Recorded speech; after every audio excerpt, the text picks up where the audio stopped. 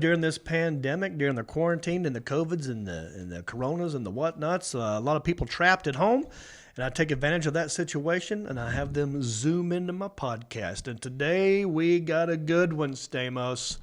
You're going to love this one. This guy is, dare I say, the godfather of redneck comedy.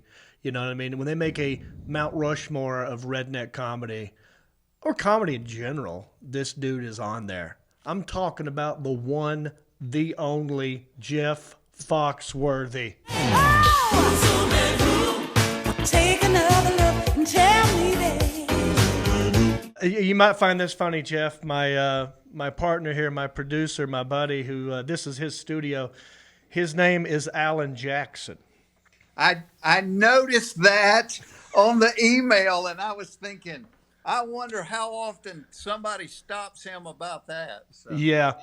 His whole life he's had to deal with it. In fact, I try to use it as bait to get people to possibly click on an episode. I won't tell them it's not that one. I'll say, yes, my producer is the Alan Jackson.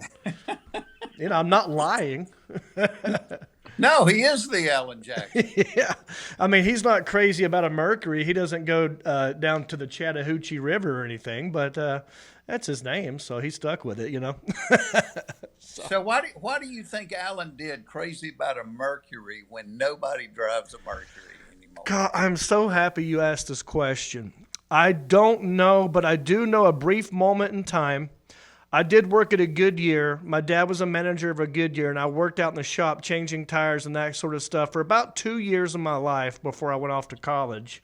And I do remember a small point in time where Mercuries were kind of popular.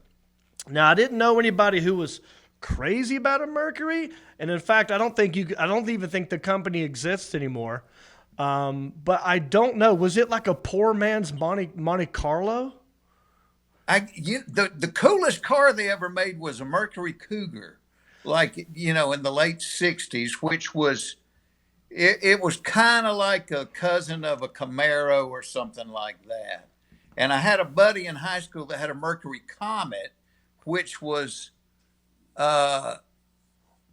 Mercuries were Ford products, right? So yeah. The Comet was like, hell, I can't think of the Ford that it was the total ripoff of, same body and everything. Yeah, well, it kind of reminded me of a Monte Carlo, or maybe, not quite a Monte Carlo. Monte Carlo had more of a box shape. This was more rounded. So, yeah, it was like it kind of wanted to be a sports car. It kind of wanted to be a coupe for the family. It wanted to be, I don't know. I guess maybe it struck a nerve with Alan Jackson for some reason. I have no idea. I'd like to ask him that question. Like, why were you so crazy about a Mercury? I'm totally with you, because, I could have got it if it was an Oldsmobile, like a 442 or something. That I get. But, yeah, you'd think he'd be more crazy about a truck, or I think one of the best videos I've ever seen was the one where he goes the Chattahoochee River, and there's in the music video he's skiing in full jeans, just a full pair of jeans and a life jacket and a cowboy hat and a mullet. I think he'd be more crazy about a jet ski or something. I don't understand. Yeah, something dirt bike, something. So thanks for doing this. I know you're busy, and we chatted a while back on your Sirius XM show, and I had a great time. Thanks for having me on there. I won't keep you too long. Are you calling in today from Georgia? I am. I just moved. I'm at my new house, trying to go through stuff in my office. Not like I spent the first 9 weeks of lockdown on my farm, which is about an hour south of the airport in Atlanta. And as you know, when you're a comic, honest to God, in my adult life, I don't think I'd ever gone 2 weeks without getting on an airplane. Mm-hmm. And it was the first time in my adult life I had been in the same place for 9 weeks. Ooh. And it was awesome. Yeah.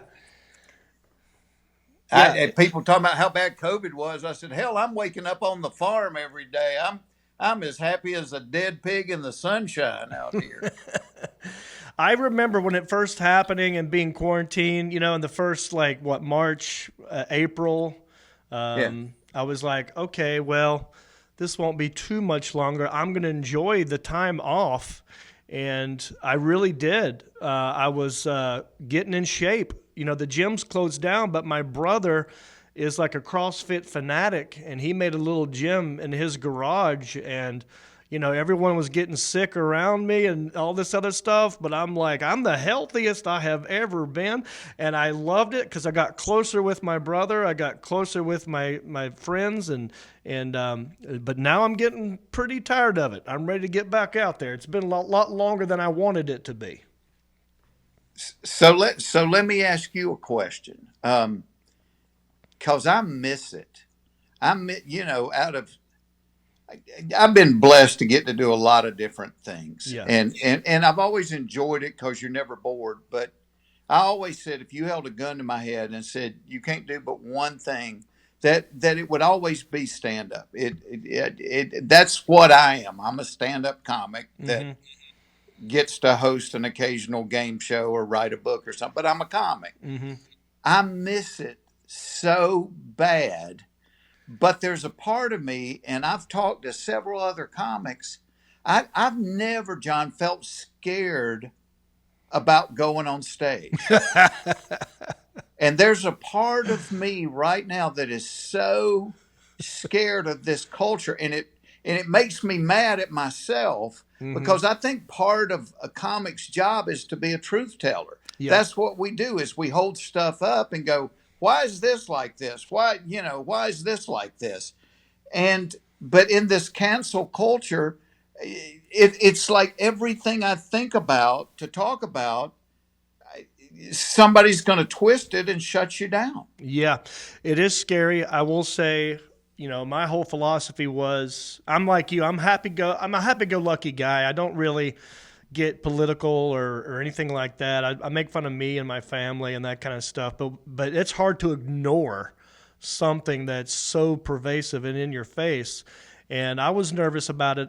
I just did a gig last month for the first time. I haven't done a gig since February. Then I had this gig last month in Florida, of all places. I went to Tampa and did a gig at Side Splitters Comedy Club.